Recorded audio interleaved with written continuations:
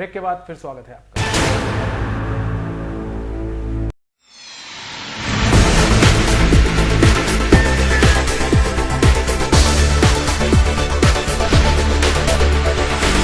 नमस्कार, हम यहाँ के जो जिलाध्यक्ष हैं फिरोजाबाद के, उनसे बात करते हैं कि आखिर चुनाव में इनके लिए क्या रणनीति है या विधानसभा जसराना के लिए इन्होंने क्या तैयारियां की हैं।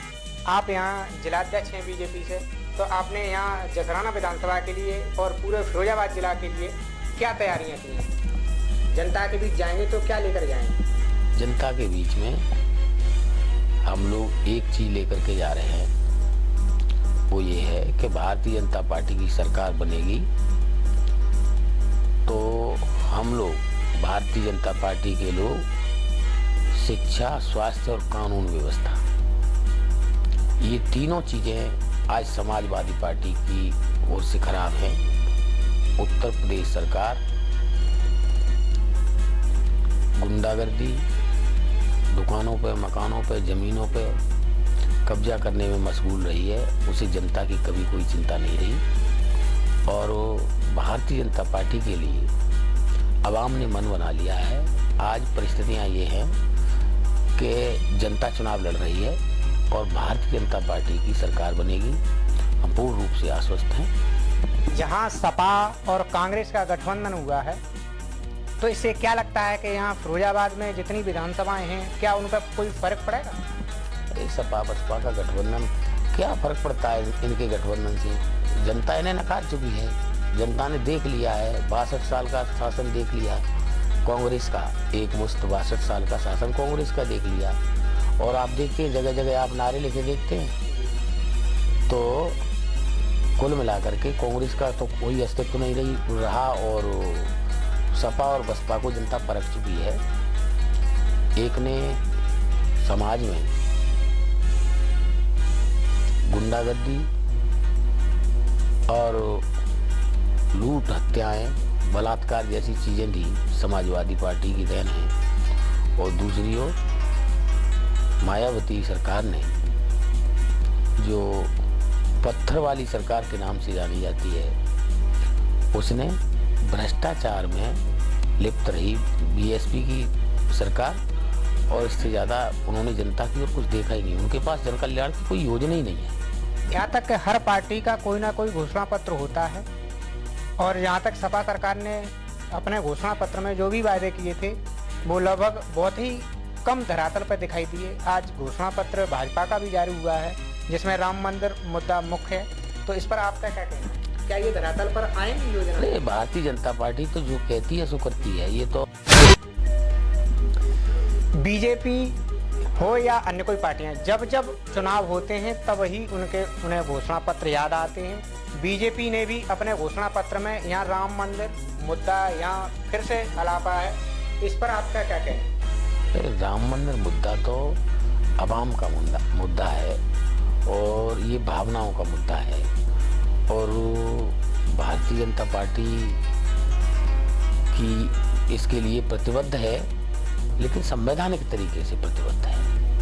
और संवैधानिक तरीके से और निश्चित रूप से जन भावनाओं को ध्यान में रखते हुए भारतीय जनता पार्टी ने जो भी चुनाव में घोषणा पत्र लागू किया है, सभी वादों को पूरा करेगी। यहाँ तक कि मुख्यमंत्री अखिलेश यादव ने मक्खनपुर पर जो जनसभा हुई थी, उसमें ये कहा था कि फिरोजाबाद में जनता को मीठा पानी उपलब्ध कराने के लिए 16 महीने के अंदर जेड़ाझाड़ परियोजना अपना पूरा काम करके और पूरे शहर को मीठा पानी देने में सक्षम होगी। लेकिन 5 साल पूरे हो चुके, सरकार भी समाप्ति की तरफ है, लेकिन अभी तक वो योजना पूरी नहीं हुई है।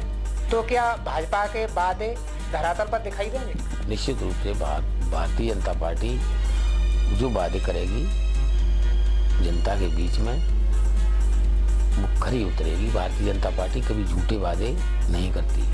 दूसरी बात यह है कि आप समाजवादी पार्टी और अखिलेश यादव की बात कह रहे हैं, तो ये लोग तो किसी भी योजना को, अगर किसी जन कल्याण की योजना को लागू करते हैं तो सबसे पहले ये देखते हैं कि इसमें हमारे कल्याण की योजना कहाँ छिपी है। तो जितनी भी योजनाएं हैं उनको लागू इसलिए करते हैं कि जनता को ऐसा लगे कि हमारे लिए लागू हो रही है। वास्तविकता ये है कि उस योजना के माध्यम से वो लूट घसूट करने का उन्हें मौका मिलता है। सच्चाई ये है कि जन कल्याण की योजनाएं केवल अपने घर बनने के लिए ये लागू करते हैं और उन योजनाओं को लागू नहीं करते धरातल पे, इसलिए नहीं आ पाती। जो आपने बताया 6 महीने का वादा किया कि 6 महीने में हम जनता को मीठा पानी देंगे।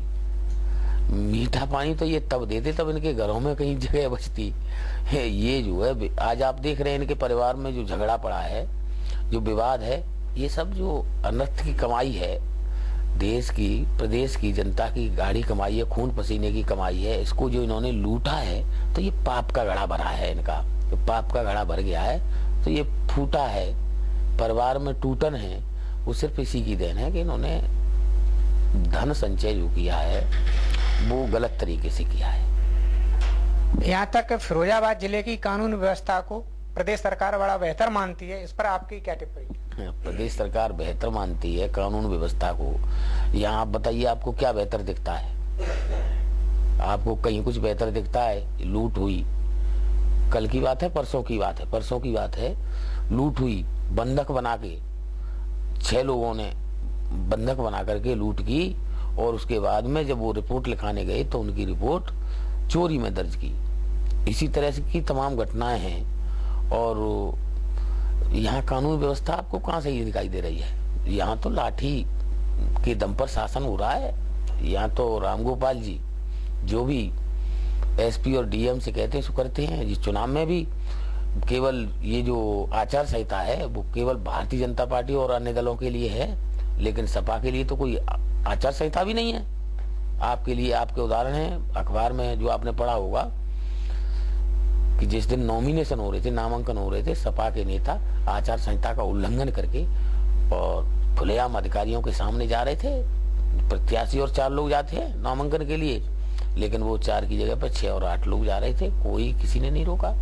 जानकारी में ये आया था कि जिस समय चुनाव आचार संहिता लगी तो पोस्टर और दीवार पे वॉल पेंटिंग होती है, उसको हटाने के लिए सरकार ने बीजेपी के जितने भी कार्यकर्ता थे सबके पास नोटिस भेजा, लेकिन सपा के किसी भी कार्यकर्ता के पास न तो नोटिस भेजा न कोई उन्हें सूचना दी।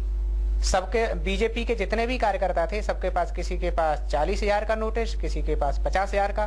तो ये भेदभाव किया है या सत्ता पक्ष का इसे असर कहेंगे, क्या है? या बीजेपी वालों ने गलती की थी, क्या हुआ था? नहीं, बीजेपी वालों ने गलती की, सबने वॉल पेंटिंग कराई।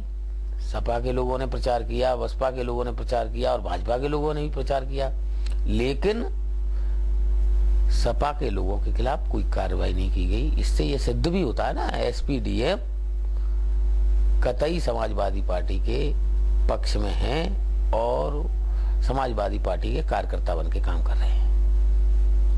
यहाँ फिरोजाबाद जिले में 5 विधानसभाएं हैं, तो इस पर आपका क्या मत है? विधानसभाओं में आपकी कितनी पैठ है और कितनी विधानसभाओं में आपको जीत हासिल हुई? 5 विधानसभाएं जीत रहे हम। और ये भी आपको बता दें कि आज की जो परिस्थितियां हैं, देश का आवाम, प्रदेश का आवाम चुनाव लड़ रहा है। सपा और बसपा को सबक सिखाने के लिए चुनाव जनता लड़ रही है और जनता ने यह तय कर लिया है कि भारतीय जनता पार्टी की सरकार बनानी है। इन दुराचारियों से, व्यभिचारियों से और भ्रष्टाचारियों से मुक्ति पाने का संकल्प ले लिया है देश की, प्रदेश के आवाम ने।